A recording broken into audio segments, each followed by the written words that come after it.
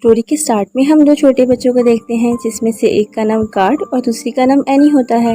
ये दोनों ही Charles monk के बहुत बड़े फैन थे, जो कि एक बहुत ही बड़े एक्सप्लोरर थे। नेक्स्ट सीन में हम एली को देखते हैं, जिसका ड्रीम चार्ल्स की तरह ही एक एक्सप्लोरर बनने का था और उन्होंने पैराडाइज फॉल से एक बहुत ही बड़े बर्ड का स्केलेटन ढूंढ निकाला था। लेकिन जब उस स्केलेटन को टेस्ट किया गया तो वो फेक निकला, जिसकी वजह से उन्हें बेइज्जत करके डिपार्टमेंट से निकाल दिया गया। एली यहाँ चार्ल्स से कहती है कि जब मैं बड़ी होंगी तो पैराडाइज फॉल्स में अपना घर बनाऊंगी, जिस पर चार्ल्स उससे कहता है कि मैं हमेशा तुम्हारा ड्रीम पूरा करने में तुम्हारा साथ दूंगा। अब यूं ही वक्त गुजरता जाता है और ये दोनों बेस्ट फ्रेंड्स बड़े हो जाते हैं। बड़े होकर ये दोनों शादी कर लेते हैं और दोनों खुद से अपना घर बनाते हैं। घर का खर्च चलाने के लिए ये कपल बैलून्स बेचा करता था। सब कुछ बहुत अच्छा चल रहा था। ये दोनों ही अपनी लाइफ से बहुत खुश थे और उसे बहुत एंजॉय कर रहे थे। लेकिन इनकी खुशियों को नजर तब लग जाती है जब एली का मिसकैरेज हो जाता है। इस इंसिडेंट के बाद एली पूरे तरीके से टूट जाती है। फिर कार्ल एली का मूड ठीक करने के लिए उसे एक एडवेंचर बुक देता है, जिसे उसने अपने बचपन में बनाया था। वो ये बुक देखकर एली को उसका ड्रीम याद करवाता है। अब एली और चार्ल्स पैराडाइज फॉल्स पर अपना घर बनाने के लिए सेविंग्स जमा करना स्टार्ट कर देते हैं। लेकिन टाइम के साथ साथ उनकी ये सेविंग खत्म होती जाती है और ये दोनों बूढ़े हो जाते हैं। पर अपना ड्रीम पूरा ना होने पर भी ये दोनों बहुत खुश थे। पर एक दिन अचानक से एली की तबीयत खराब हो जाती है और उसकी डेथ हो जाती है।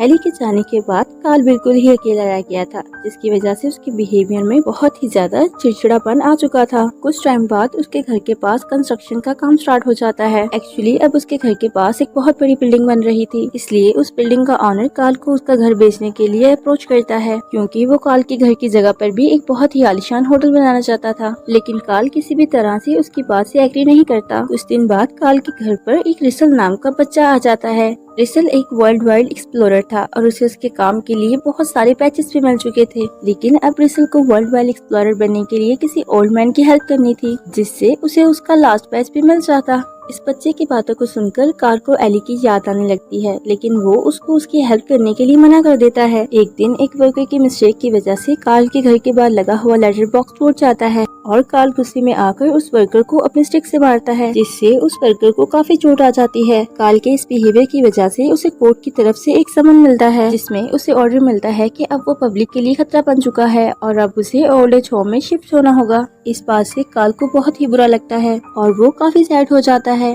अब वो एली को याद करते हुए उसकी एडवेंचर बुक को देखने लगता है और वो ये डिसाइड करता है कि अब वो ओल्ड एज होम ना जाकर एली के ड्रीम को पूरा करेगा। नेक्स्ट डे जब कार्ल को ओल्ड एज होम लेकर जाने के लिए टीम आती है तो कार्ल अपने घर को बहुत सारे बैलून से उड़ाकर वहाँ से लेकर चलने लगता है, जिसे देखकर हर कोई शॉक्ड हो जाता है। जब कार्ल अपने उड़ते हुए घर में बैठकर जा रहा होता है तो बाहर से दरवाजा कोई नॉक करता है। वो एकदम से शॉक्ड हो जाता है, क्योंकि जब वो दरवाजा खोलकर बाहर देखता है तो उसे दरवाजे पर और कोई नहीं बल्कि रसल मिलता है। कार्ल को रसल को देखकर बिल्कुल बेचैन नहीं लगता, पर वो मजबूरन उसे अंदर आने की परमिशन दे देता है। घर के अंदर आने के बाद रसल घर के अंदर की चीजों को एक्सप्लोर करने लगता है। वो इस बात से काफी एक्साइटेड हो जाता है कि वो एक घर में बैठकर पैराडाइज फॉल्स जा रहा है, जबकि उस जगह तो लोग फ्लाइट से भी नहीं जा सकते थे।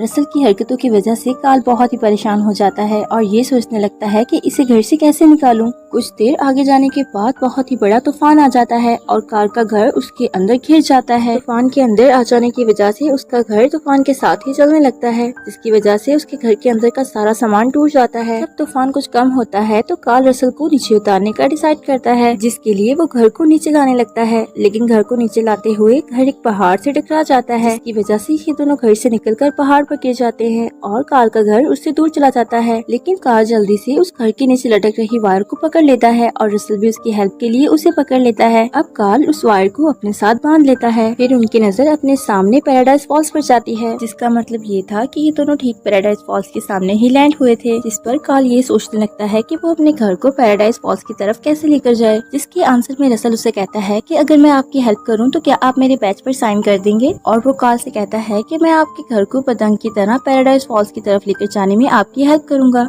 रसल की ये बात सुनकर कार्ल उसकी बात मान जाता है और अब ये दोनों आहिस्ता आहिस्ता आगे बढ़ने लगते हैं।